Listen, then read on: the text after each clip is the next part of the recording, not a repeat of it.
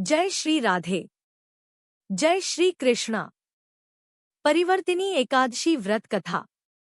भाद्रपद शुक्ल एकादशी की पौराणिक कथा।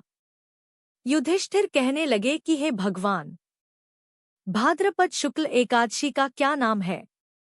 इसकी विधि तथा इसका महात्म्य कृपा करके कहिए।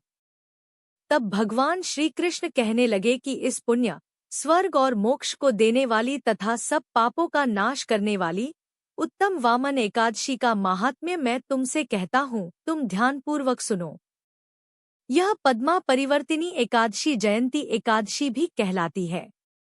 इसका यज्ञ करने से वाजपेय यज्ञ का फल मिलता है।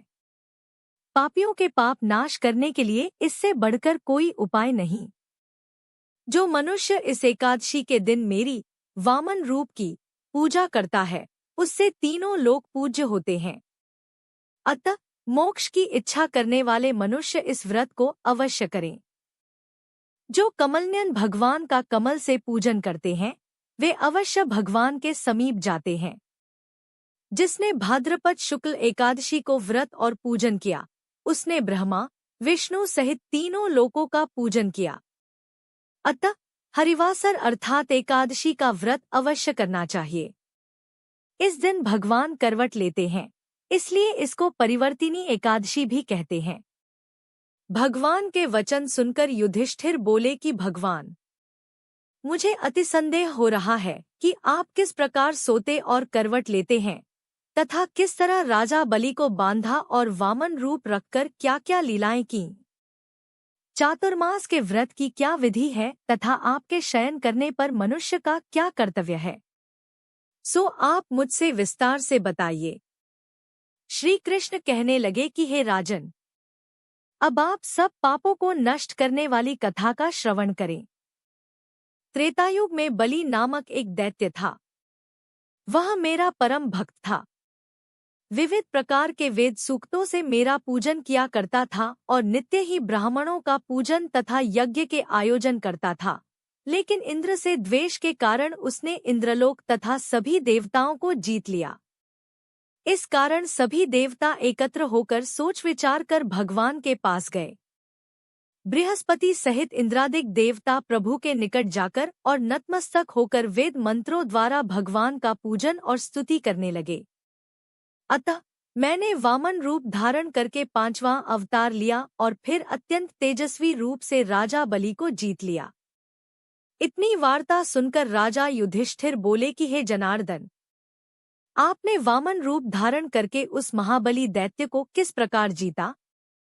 श्री कृष्ण कहने लगे, मैंने वामन रूपधारी ब्रह्मचारी बलि से 3 पग भूमि की याचना करते हुए कहा, ये मुझको 3 लोक के समान है और हे राजन, यह तुमको अवश्य ही देनी होगी। राजा बलि ने इसे तुच्छ याचना समझकर 3 पग भूमि का संकल्प मुझको दे दिया और मैंने अपने त्रिविक्रम रूप को बढ़ाकर यहाँ तक कि भूलोक में पद, भुवरलोक में जंघा, स्वर्गलोक में कमर, महालोक में पेट, जनलोक में हृदय, यमलोक में कंठ की स्थापना कर सत्यलोक में मुख, उसके ऊपर मस्तक स्थापित किया। सूर्य, चंद्रमा आदि सब ग्रहगण, योग, नक्षत्र, इंद्रादिक देवता और शेष आदि सब नागगणों ने विविध प्रकार से वेद सूक्तों से प्रार्थना की। तब मैंने राजा बलि का हाथ पकड़कर कहा कि हे राजन, एक पद से पृथ्वी, दूसरे से स्वर्गलोक पूर्ण हो गए। अब तीसरा पग कहाँ रखूं? तब बलि ने अपना सिर झुका लिया और मैंने अपना पैर उसके मस्तक पर रख दिया, जिससे मेरा वह भक्त पाताल को चला गया। फिर उसकी विनती और नम्रता को देखकर मैंने कहा कि हे बलि, मैं सदैव तुम्हारे निकट ही रहूंगा। विरोचन पुत्र बलि से कहने पर भाद्रपद शुक्ल एकादशी के दिन बलि के आश्रम पर मेरी मूर्ति स्थापित हुई। इसी प्रकार दूसरी क्षीरसागर में शेषनाग के पष्ठ पर हुई। हे राजन, इस एकादशी को भगवान शयन करते हुए करवट लेते हैं, इसलिए तीनों लोकों के स्वामी भगवान विष्णु का उस दिन पूजन करना चाहिए। इस दिन तांबा, चांदी, चावल और दही का दान करना उचित है। रात्रि को जागरण अवश्य करना चाहिए। जो विधिपूर्वक इस एकादशी का व्रत करते हैं, वे सब पापों से मुक्त होकर स्वर्ग में जाकर चंद्रमा के समान प्रकाशित होते हैं और यश पाते हैं।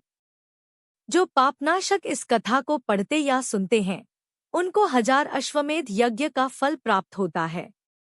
अगर आपको हमारी कथाएं पसंद आती हैं, तो हमारे चैनल को लाइक करें, शेयर करें, सब्सक्राइब करें और कमेंट में राधे राधे लिखना ना भूले। राधे राधे सभी भक्तों को।